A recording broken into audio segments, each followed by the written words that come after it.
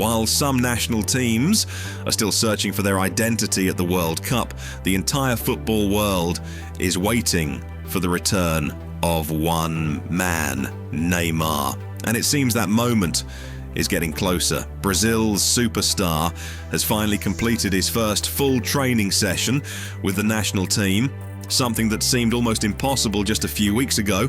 After suffering a calf injury, many fans began to wonder whether they would see Neymar at this World Cup at all. But Carlo Ancelotti never stopped believing in his veteran. He kept Neymar in the squad, he waited, and now it looks like that patience may finally pay off. According to reports from Brazil's camp, Neymar could make his long-awaited return against Scotland. For now, the expectation is modest. Maybe 15 minutes, maybe 20. But for millions of fans around the world, even that would be enough. Because Neymar remains Neymar.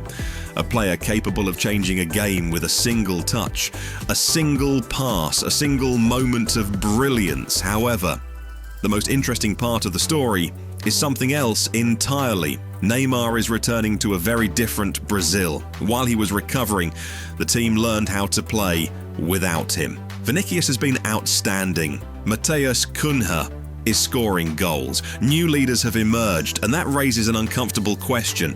Does this Brazil still need the old version of Neymar? It appears that Ancelotti already has an answer. According to the latest reports, the Italian coach does not see Neymar as a winger or a traditional striker. Instead, he plans to use him as a false nine, a player who drops deep, controls the tempo, links midfield and attack, and creates space for the pace of players like Vinicius and Luis Enrique. On paper, it sounds promising, but will it actually work? We may find out very soon. While Brazil is preparing for Neymar's return, the mood around England is completely different because their match against Ghana turned into a real test of patience for the fans. If you missed the game, you probably didn't miss much. The first half was so uneventful that neither team managed a single shot on target, not one. After England's impressive performance against Croatia, supporters expected much more. It looked like Thomas Tuchel had finally found the perfect formula, but against Ghana, his team looked completely different. Yes, England controlled possession, yes, they pushed forward, but they simply could not break down their opponent's defence. Ghana spent most of the match defending with almost the entire team behind the ball, and England once again faced a problem that has haunted them for years. How do you beat a team that refuses to leave its own half? Still, chances did come, and the biggest one fell to Harry Kane. The England captain found himself in a perfect scoring position, but somehow missed the target. Immediately, social media exploded with references to one of the strangest stories of the tournament. Before the match, famous Ghanaian shaman Kwaku Bonsam claimed that he had placed a curse on Kane. Yes, it sounds ridiculous, but after that miss, plenty of fans started asking the question anyway. What if it actually worked? The biggest controversy, however, came later.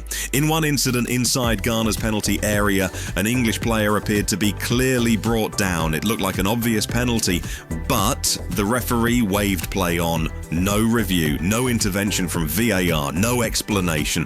After the match, Ghana manager Carlos Queiroz openly questioned the decision, and now the incident is being discussed almost as much as the result itself. In the end, England dropped valuable points, but their position in the group remains under control.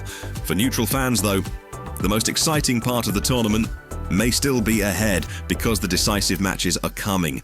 Neymar's return, the battle for the knockout stage, and more surprises from a World Cup that has already delivered plenty of drama. Let us know your opinion in the comments. Can Neymar become Brazil's leader once again? And should England be worried after that disappointing draw against Ghana?